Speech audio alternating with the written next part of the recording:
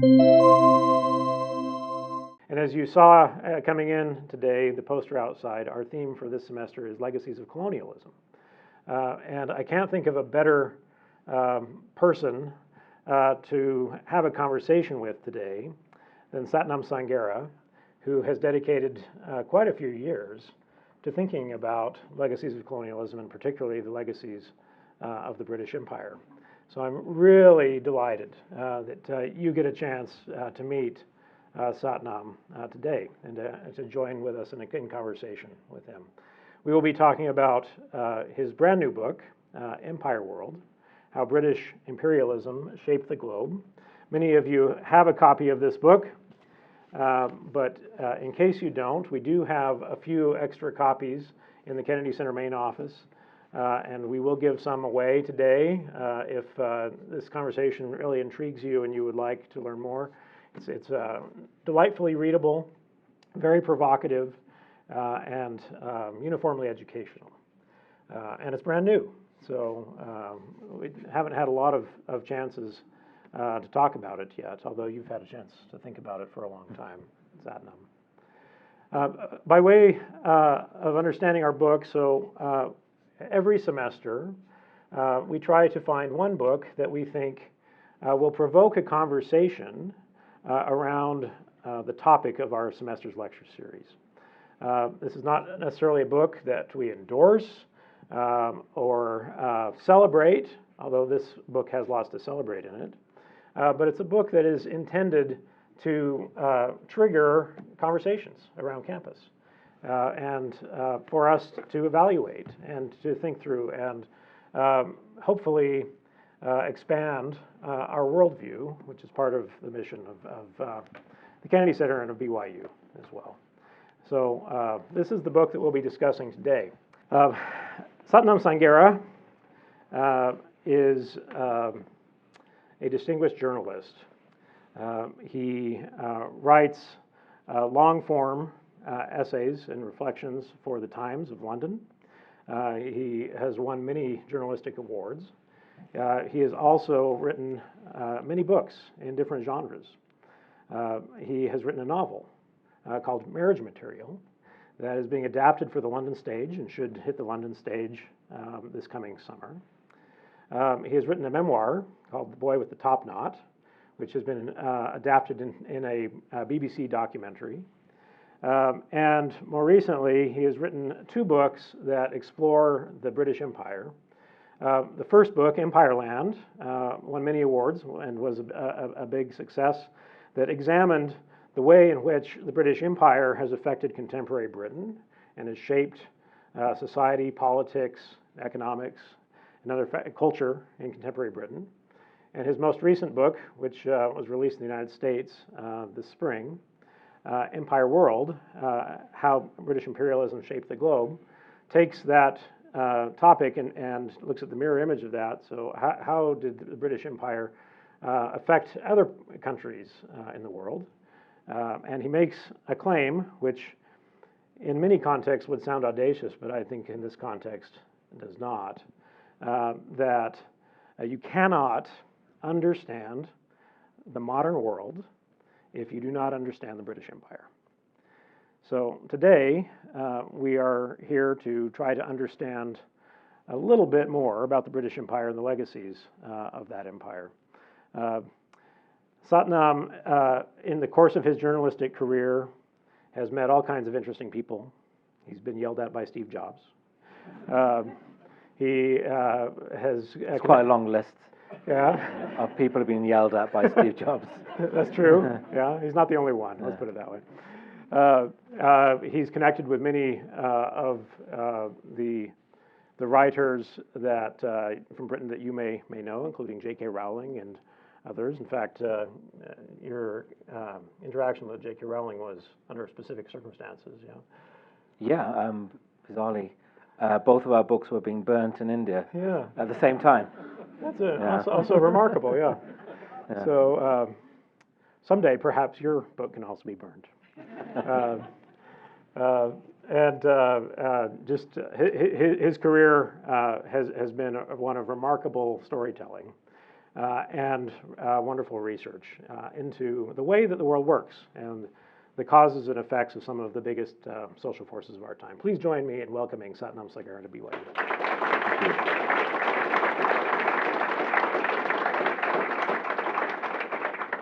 Thanks for that intro. I never know where to look when someone reads out your LinkedIn entry. You know. The way our format will work today is Sathnam and I are going to have a conversation. I'm going to give him lots of space in that conversation to share some of the things that are important for him. And at about 12:45 or so, we will move to an audience discussion as well. We'll give you an opportunity to ask questions and be part of our broader discussion. Let me start, though, because I've set you up as a pretty interesting guy. Yeah, I'm feeling the pressure. Tell us a little bit, Sathnam, about your personal background, how you have chosen to look at this particular topic, and why it resonates with you personally. Yeah, I'm British, as you can probably tell, but I'm also, my parents are Indian. They're Punjabi, which means they're from the north of India, the Punjab, but I'm Sikh, which is a pretty small religion. Actually, we compete in terms of numbers to be about the same size as the number of Jews in the world. We're the fourth, fifth biggest religion in the world. Lots of people don't really know what Sikhs are, because I guess we're famous for our beards and turbans, and I haven't got the turban anymore, but I used to. We don't cut our hair. The only Sikh thing about me is this. Most Sikhs wear this, and it's meant to symbolize your relationship with God. It's eternal, and it's meant to symbolize how the human race is one. But we're quite a small religion in India. We're a small religion community in Britain, but we came and populated certain areas intensely in the 60s and 70s. But I guess my connection with the issue of British Empire is my entire life can be explained by the British Empire. And I didn't really realize it until about 5 years ago. But people like my parents would never have ended up in Britain if it hadn't been for the British Empire. All those black and Asian people who emigrated en masse in the 60s and 70s generally did so from former British colonies, so from Africa or the Caribbean or India. And the other thing is that Sikhs are renowned for being a kind of warrior race. They're famous for being soldiers. Not that you can tell it from my physique. I'm not very good in a fight, but we're famous for it. And we just absorb this as a fact of life, Sikhs do. But it turns out this identity was created by the British, who decided, because we took the side of the British, famously in 1857 when they were in trouble in India, and the British decided, therefore, that we were a particularly martial race.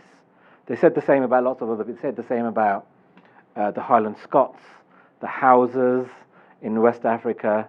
But it's interesting how our identity, entirely shaped by the British, and yet I was taught nothing about the British Empire at school. So I guess these books are an attempt to fill in those gaps in my own knowledge. Thank you. So you do make the claim in the book that one cannot responsibly understand the modern world without understanding the British Empire.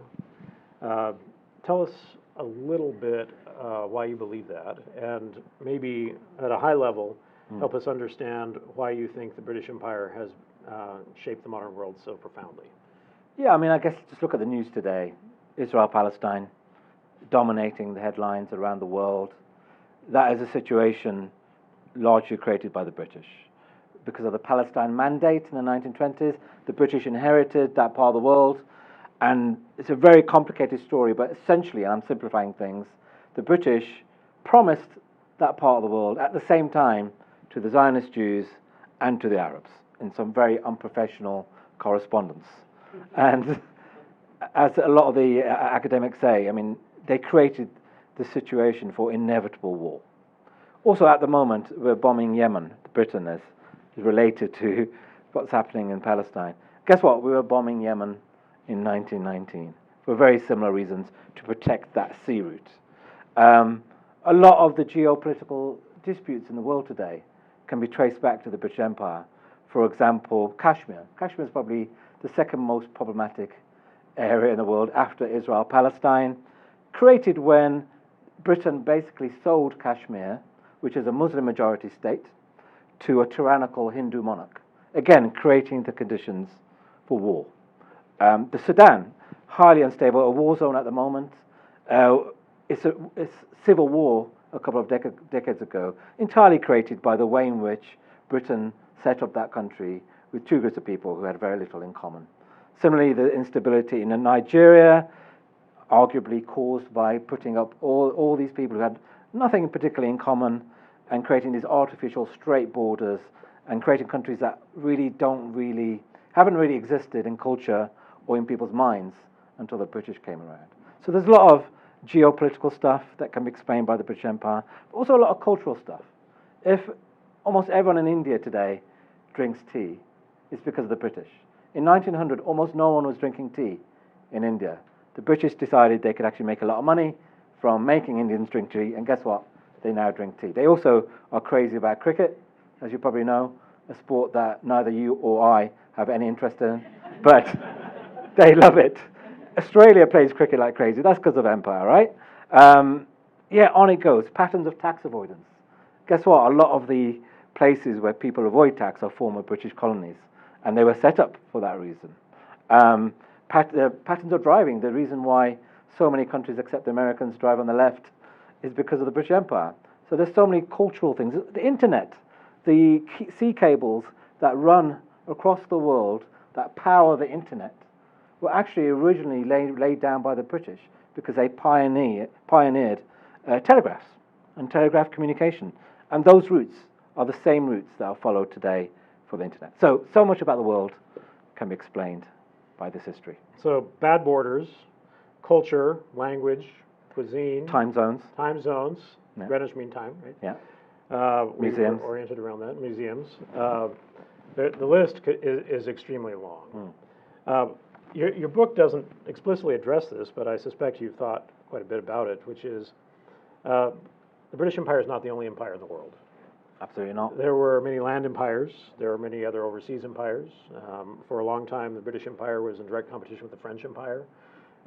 And I'm wondering, in your research and writing, if you've come to believe ways in which the British Empire was distinct from other types of imperial ambitions and things that we would predict that territories that had been colonized by the British might have adopted more than other empires.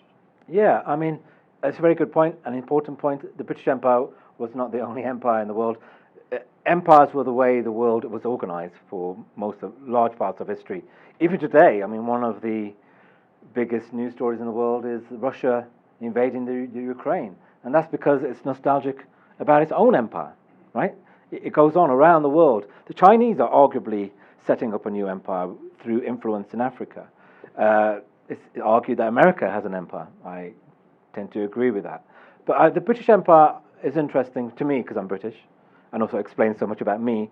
But also, it was the biggest empire in human history, covered a quarter of the world. And then also, it had huge influence outside that. So there was an informal empire where countries like Brazil and Uruguay wanted to trade with the British Empire, and so were influenced in all sorts of economic ways, the gold standard, but also culturally. Most countries today that play soccer inherited it through the British, and they weren't even part of the British Empire. So there's also cultural and geographical reasons for why it's interesting.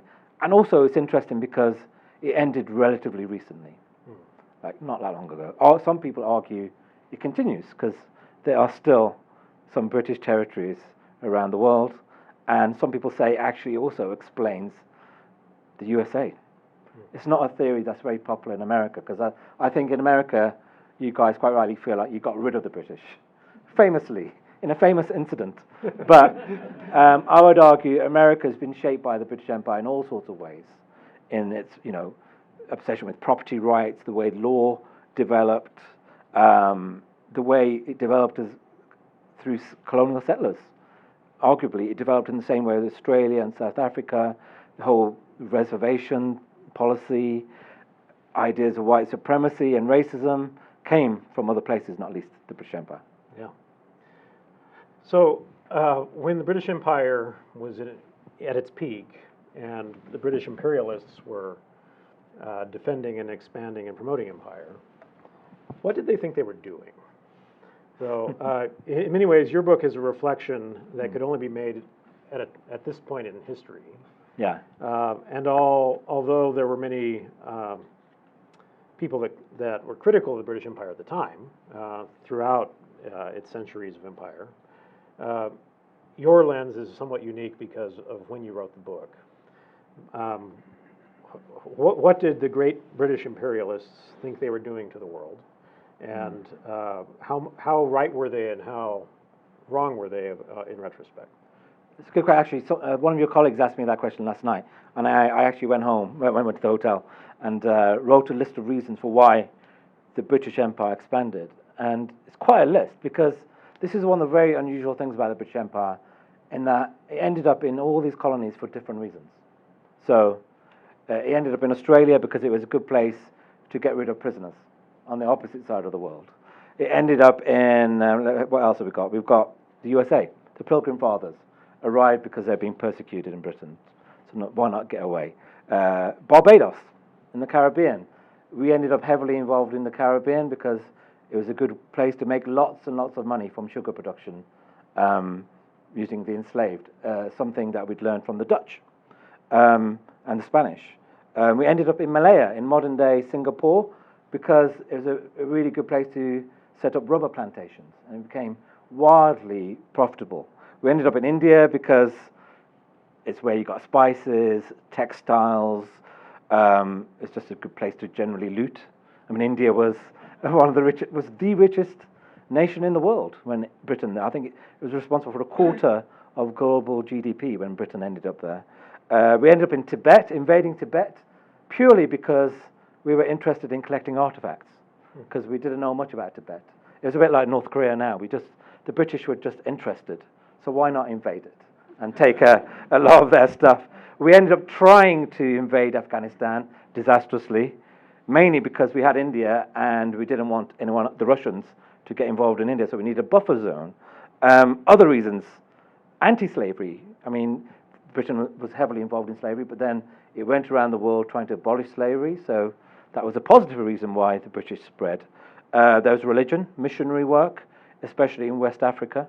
So it was so successful that actually the most vibrant churches in London today are Nigerian churches, trying to sell Christianity to a population who are no longer interested in Christianity. So you've got this odd situation of kind of reverse colonization.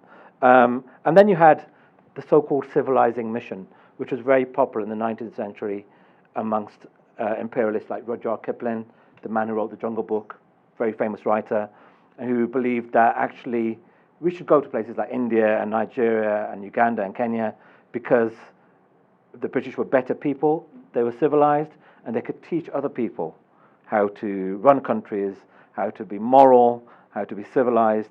And obviously that's a very unpopular theory now, but some people still adhere to it.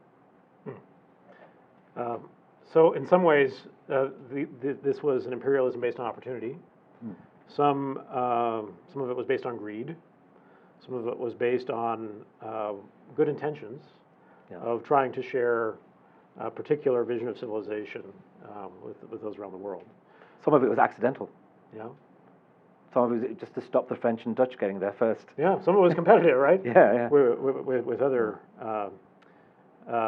empires. So the Fashoda crisis, for example, in Sudan was a result of direct competition with the French.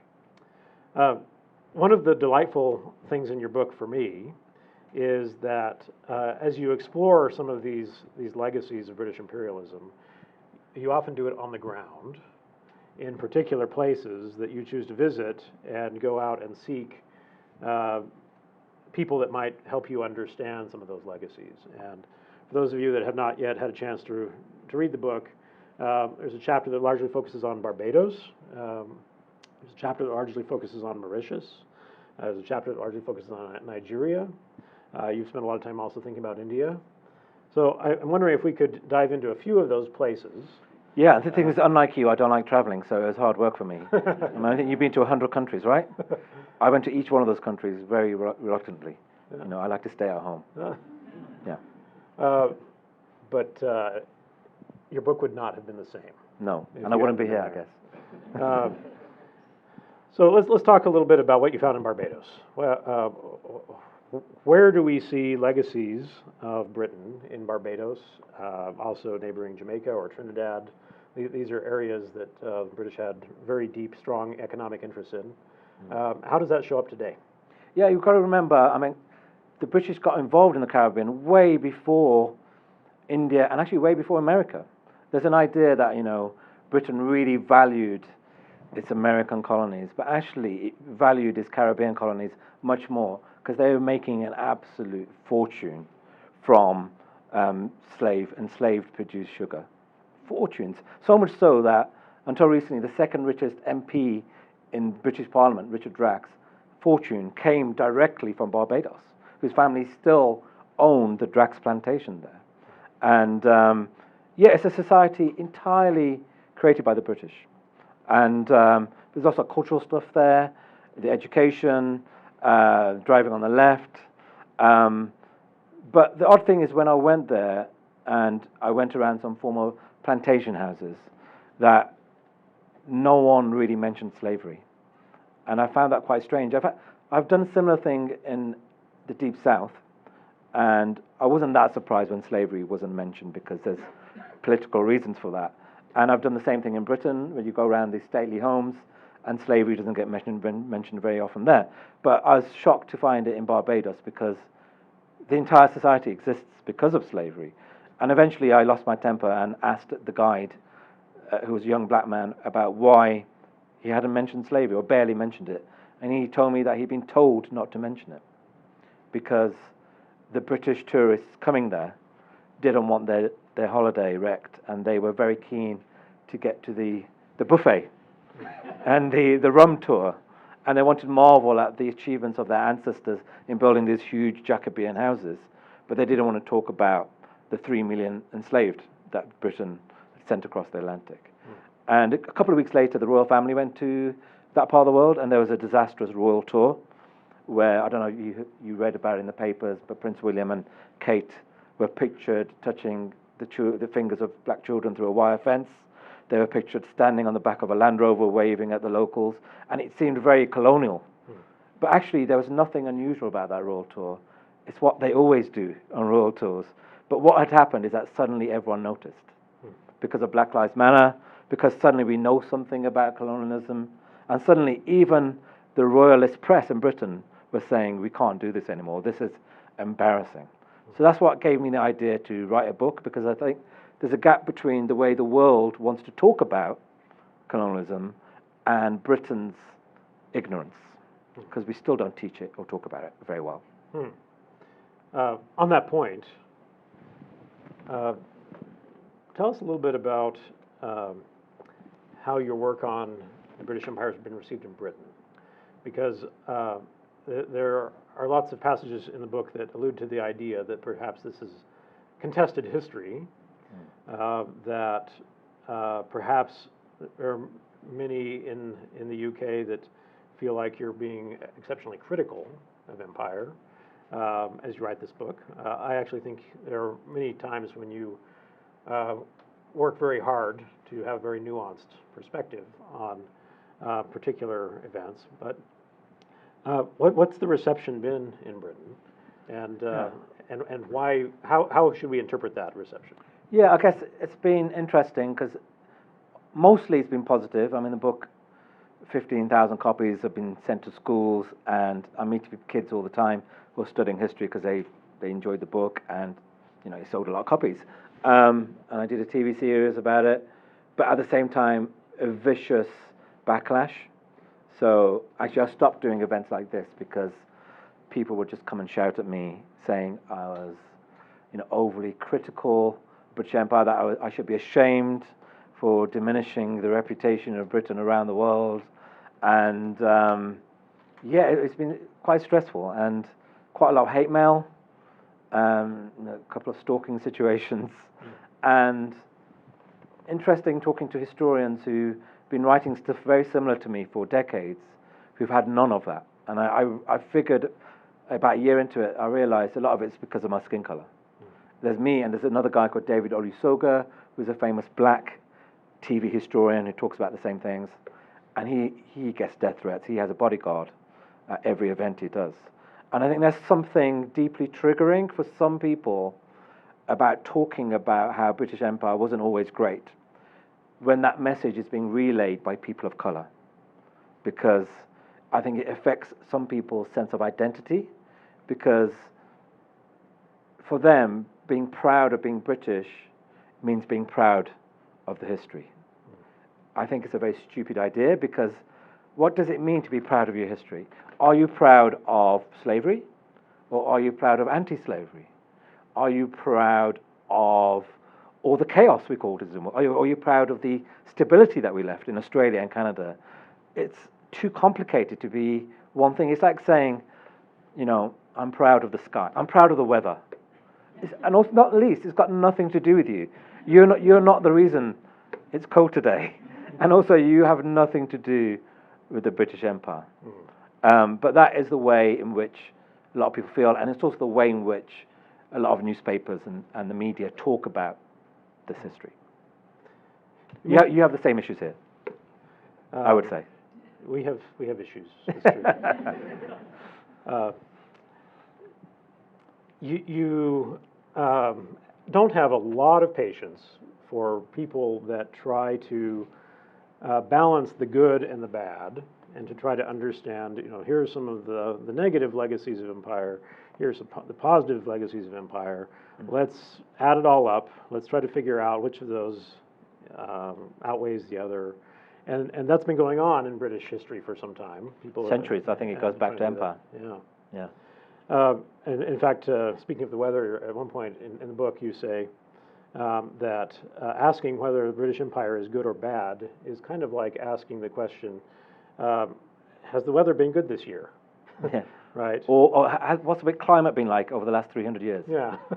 It's been quite and the way I interpreted that is that there are good days, there are bad days in the weather, right? There's a lot of fluctuation. And there's an underlying argument, I think, that anytime you try to say something overly generic about what the British Empire is like or what it does, that you can usually find an opposite account of that. And so if you make an argument, the British Empire is this, well, it probably is also the opposite. Given that, and I think that's quite thoughtful, let's talk about a few more of those very specific legacies. And I'm interested in how you, as an author, decide when you observe something in the contemporary world. So, for example, you have a chapter that looks at Nigeria and that looks at Nigeria as a somewhat failing state in many of the standard mechanisms of stateness. It was a British colony. It was a really important British colony. Maybe we should tell the story about Nigeria. But Nigeria is not doing exceptionally well on the world stage right now. How much of that do you believe comes from an imperial legacy and things that learned from Britain, or institutions that were set up or destroyed by Britain, and how much of that, the challenges we see in the world today, do you think come from other sources? It's a profound question, that, and it's one that comes up in America quite a lot in relation to slavery, in that you have certain people saying, the problem of, for example, workaholics in black communities in America, saying, oh, that's because of slavery, because our ancestors were forced to work to the point of death. And I'd say, well, that link is tenuous, possibly, but in Barbados, they have a failing health system, which can be explained, I think, pretty clearly by the fact that the British didn't give them money to set up a health system. The enslaved weren't allowed to have health care, and then when they did set up a healthcare system, we poached their workers. So that's a very clear example where there's a clear legacy. So each case, it has to be taken case by case.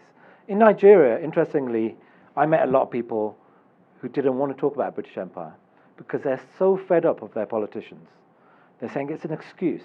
Look at what these politicians are doing. And I would say both things can be true at once. They are being badly served by their politicians who owe a lot of responsibility for the chaos. But equally, there are deep reasons for the the chaos and the dysfunction, which are historical. But you need to argue it out point by point. I think it's dangerous to make generalizations. So, chaos is one legacy, and you trace some of that chaos to bad borders, to the destruction of some indigenous systems that often were functioning quite well. British came in, they often served their own interests economically or politically or religiously or other things. And so you end up with a situation in a wide variety of places. You mentioned Kashmir, for example, in Palestine, where one could easily imagine things that could have been different if the British Empire had made different decisions. You also discuss in your book questions about the rule of law, questions about democracy, and many British imperialists were quite proud of the idea that they were spreading the rule of law to territories that perhaps were somewhat lawless. Maybe that was a blind spot in many cases, and that there were a wide variety of violations of any basic understanding of the rule of law. But nevertheless, we ended up with the idea of the rule of law and some institutions of the rule of law that the British brought in.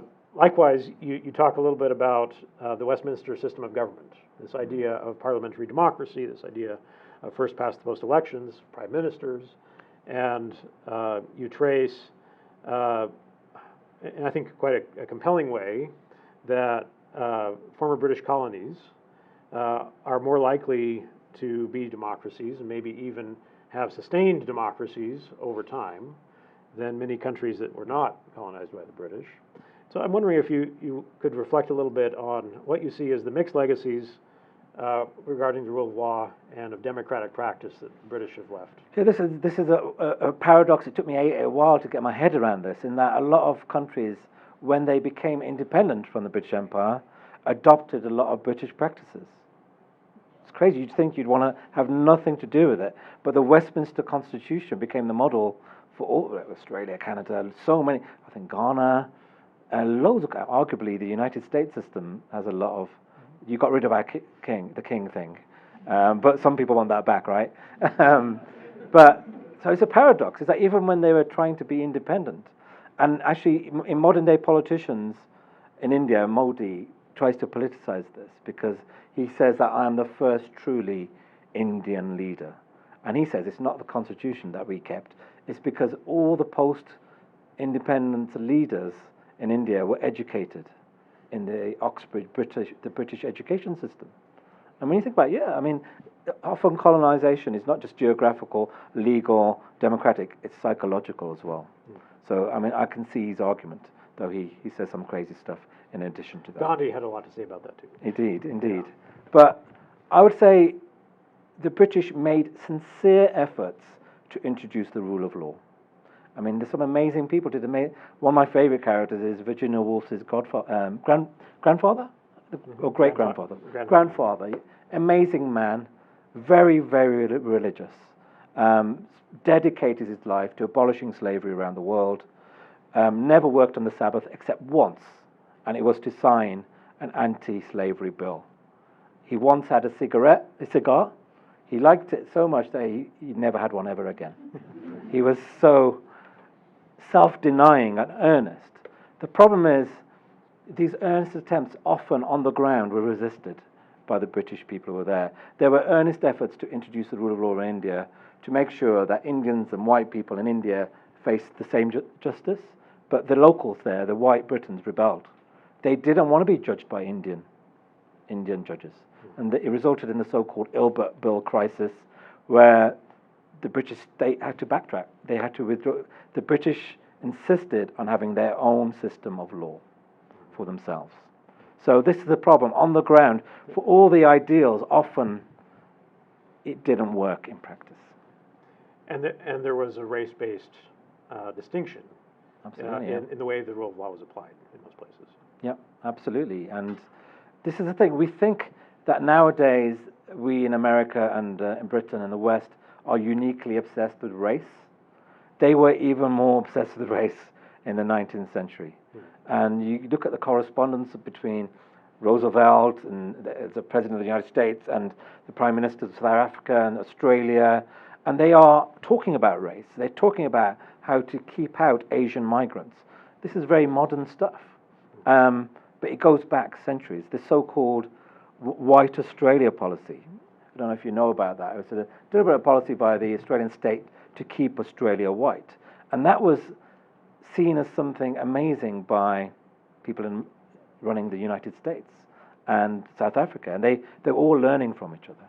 And I argue that, white supremacy, the success of it and the continuation of it has a lot to do with the British Empire. It's something that the British really struggle with because we fundamentally see ourselves as a post-racist society.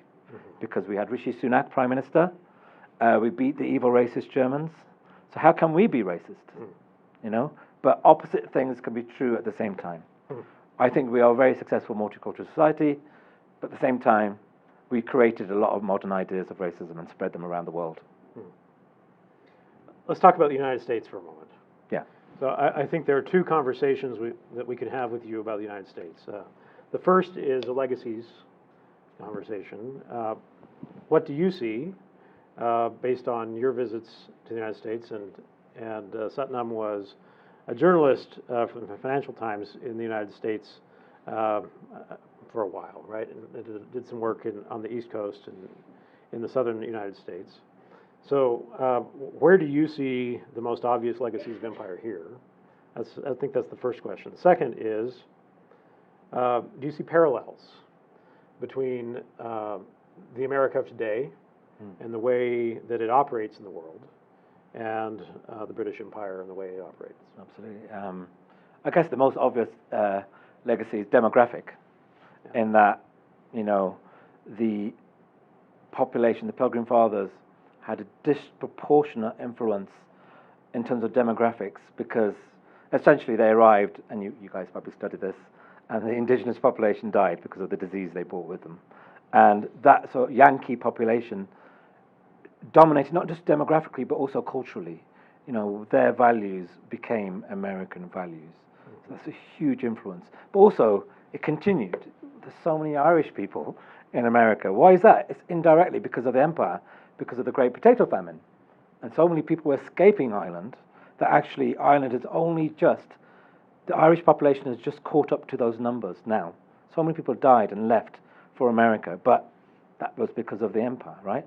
But there's all sorts of, I mentioned the fact that the way in which America expanded through colonial settling, mimicking and directly copying what was happening in Australia and South Africa and so on. But yes, does America have an empire? Absolutely. I mean, there's a great book called How to Hide an Empire. How to Hide an Empire, which explains at great length. But, America's involvement with Puerto Rico, Philippines, but also, I was talking to you yesterday about this, Rudyard Kipling, who I've already mentioned, wrote a famous poem called White Man's Burden. And he wrote that poem to the President of the United States to say to him, take up the white man's burden. Teach the people in the Philippines how to be civilized in the way that Britain has taught Indians and Africans to be civilized. And that was one of the most famous poems of its time. And there was nothing apologetic about it. Nowadays, if you accuse someone of white supremacy, it's seen as a great insult. But I think if you said to British Victorians that they were white supremacists, they would have said yes, and we're proud. Because that's what they believed in. They thought they were a master race, and they thought they were doing a lot of this work charitably to help people.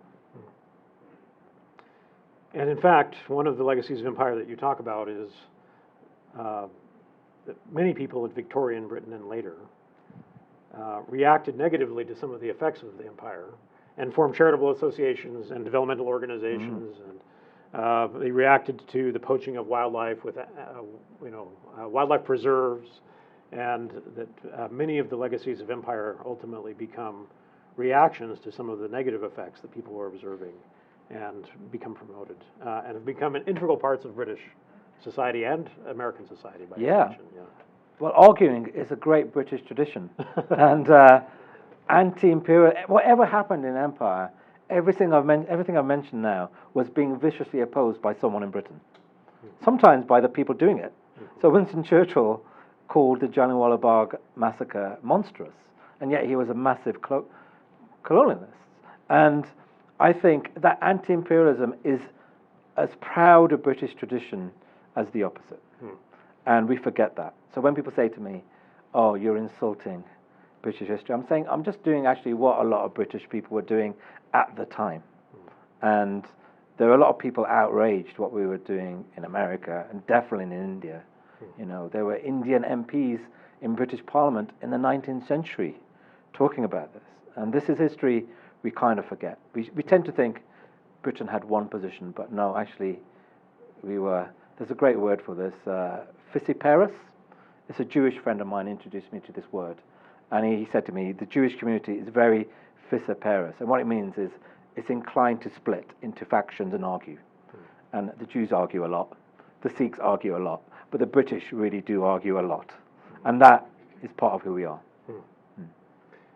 So Britain thinks of itself as a post-colonial, post-imperial society in some ways, but there is this thing called the British Commonwealth, and it has Commonwealth Games, right, which evolved out of the Empire Games.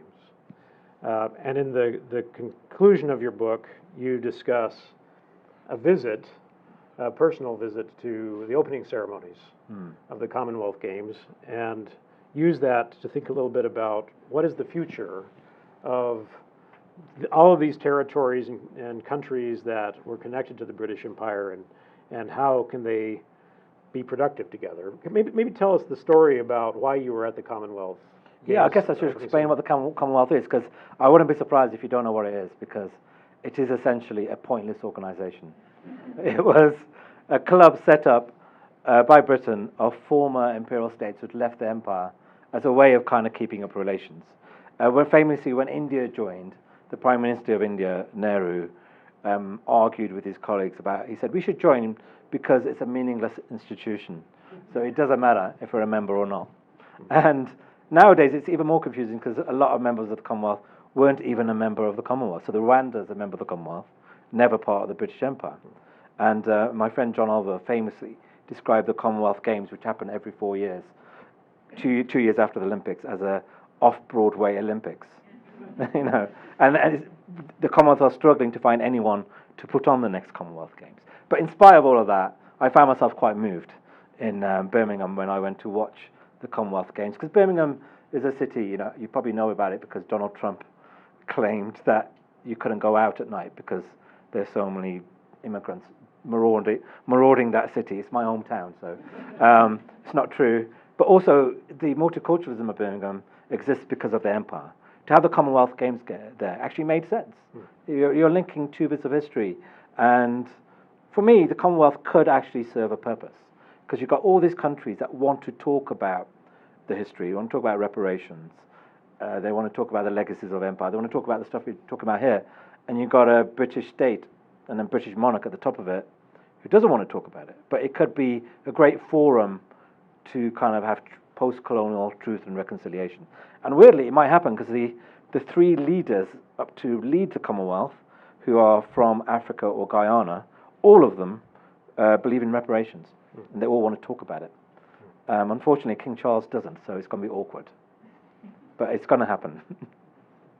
He's been known to have some awkward conversations in the past. He's a manifestation of awkwardness. But he's in an awkward position because he represents his history, but also he's the head of a multicultural society and the head of a multicultural Commonwealth. So he has to listen.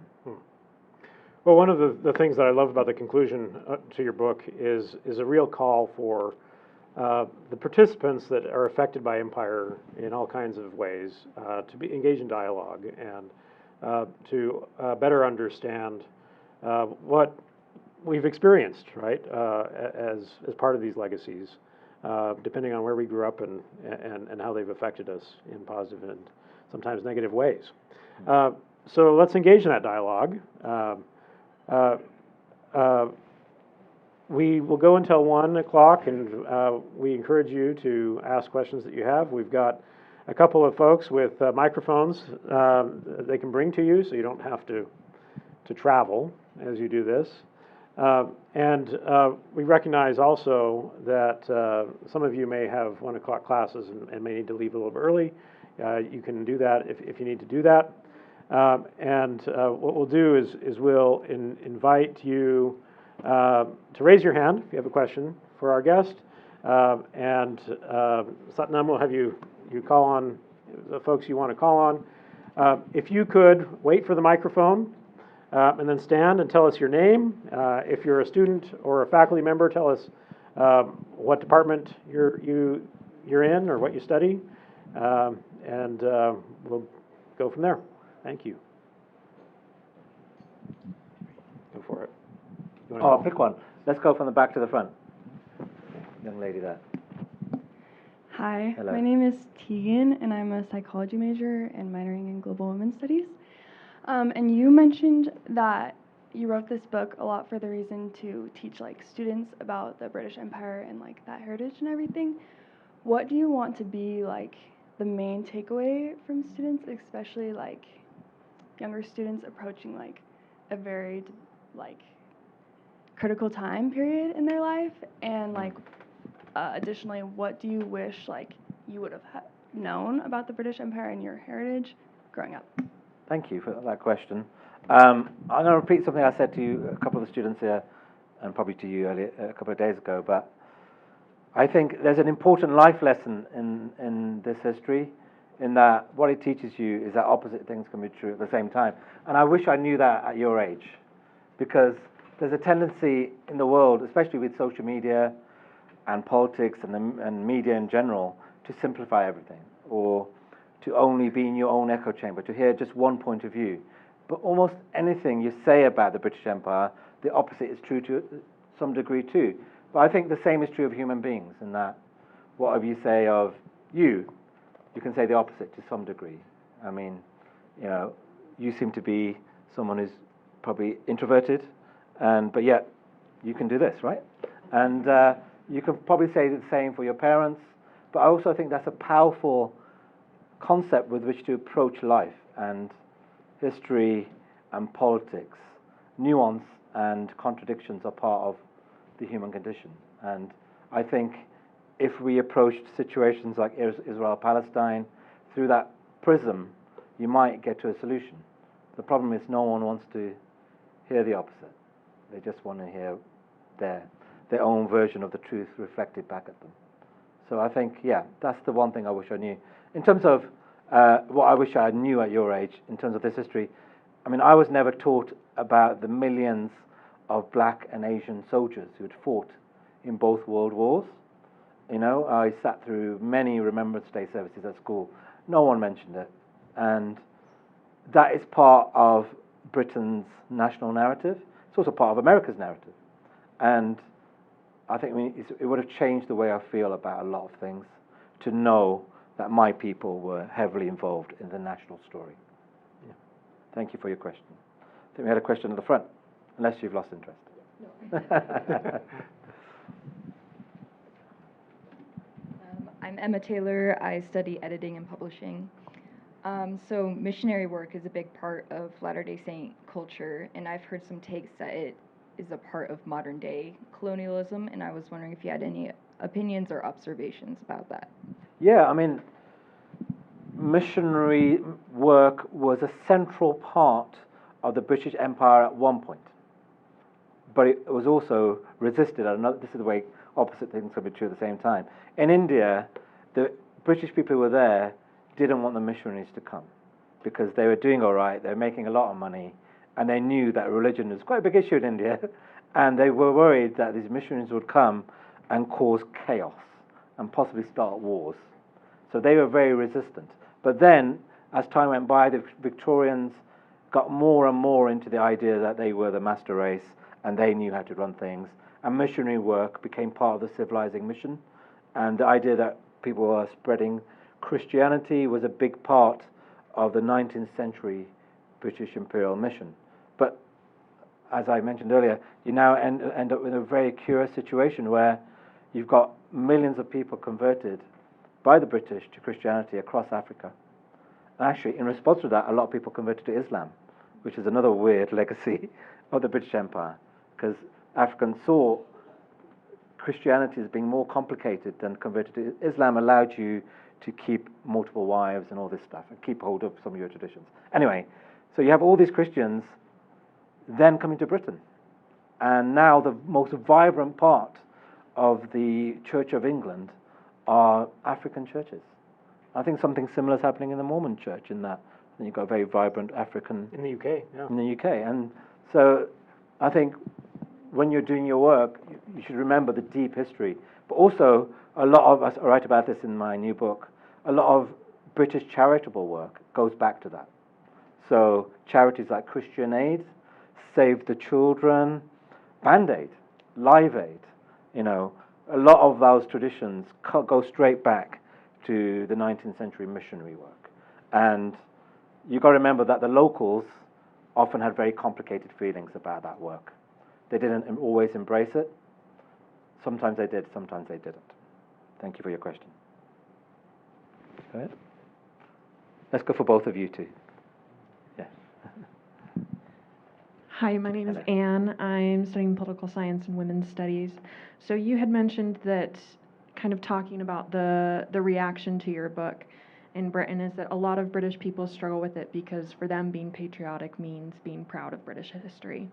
And so I guess my question is, what does being patriotic mean to you then, if it's not being proud of history? Because I think we also see that struggle here in the US of people feeling the need to be proud of history if they're patriotic, or struggling to be patriotic if they're not proud of the history. And so what does that mean to you? That's such a good question. For me, patriotism is loving your country enough to spend enough time thinking about the difficult questions which produce contradictory paradoxes that blow your mind and are difficult and painful. I draw the analogy with therapy. You know, I wrote a memoir about my family, discovered very dark things about my family, wrote about them, I guess publicized these painful things. That doesn't mean I don't love my family. If anything, the fact that I took 2 years out to research the history, to write about it, was an act of love. And I'd say the same is true for history. Those of us who work in this area, it's often an expression of the fact that we're really interested in our countries. I'm deeply interested in Britain. I love it, but I love each of us love different things. And the argument that it's just one thing is absurd and makes no sense. Thank you for your question. Should we take your question next to you? All right, my name is Ashton Blake. I'm an international relations major. Speaking of missionary work, I just got back from Argentina, which was very interesting because they have a lot of anger over the Falkland Islands, which really I've learned don't have a whole lot to offer, but they invaded them in 1982 to take it from the British, and then the British came back about 10 weeks later and took it back. And so I see this as like a reflection of how it is in the world, that there's sometimes anger with certain populations. In Argentina, almost everyone thinks that the Falkland Islands should be Argentina's. But how do you think Britain should address that legacy in terms of, should they reach an agreement with sharing the islands or other places that they've taken, or should it just go on as it has been going on? What would you say is a good policy solution?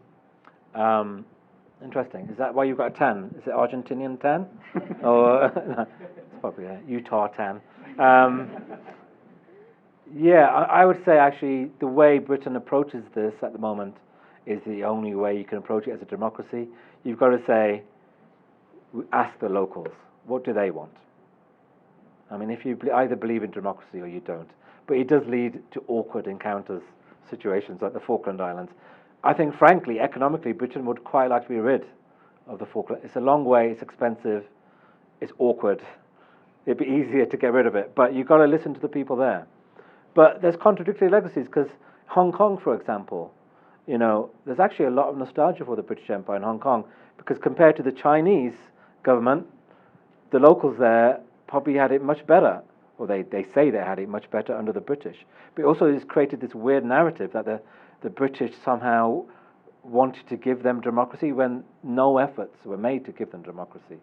So, yeah, the legacies are complex, but I think you've got to ask the people on the ground. But slowly, I think we've pretty much got rid of everything now, apart from the Falklands. Well, I think they held a vote like 10 years ago, and almost everyone wanted to stay. Yeah. Sorry for making you wait so long. So, yeah. Orange jumper, yes. No, you. I've made you wait so long, you now don't understand. You now think I'm never going to ask you. Neil Millman, geographer. I've been to a lot of the countries. I love to travel. I've been to a lot of the former British territories. My question kind of focuses on the 17th century when England was still rising to a global power. Two things you failed to mention was the role of exploration and the Industrial Revolution that really changed the world. Going back to that period, the 17th century, as the world was rising, could be argued that England was like the AI of today, where maybe some people prescient were realizing that maybe England is becoming bigger than it ought to be, or was there any pushback? And maybe an alternative question is, was there a period in British history when it could have taken an entirely different route as it was rising up to an empire? Totally. Given the British Empire was never like a deliberate project. Arguably, it was a bunch of accidents. And you've got to remember how long it took for messages to get from India to London. Like, it could take up to 6 months. So the man on the ground often did things like literally annexing Burma, where he would just decide to do it. And the Queen Victoria would find out 6 months later. And they'd try to justify it, or they'd be outraged accordingly. So it could have gone in different directions a million times because there was no plan. There was no plan. It was famously, J.R. Seeley said that the British Empire was conceived in an absence of mind.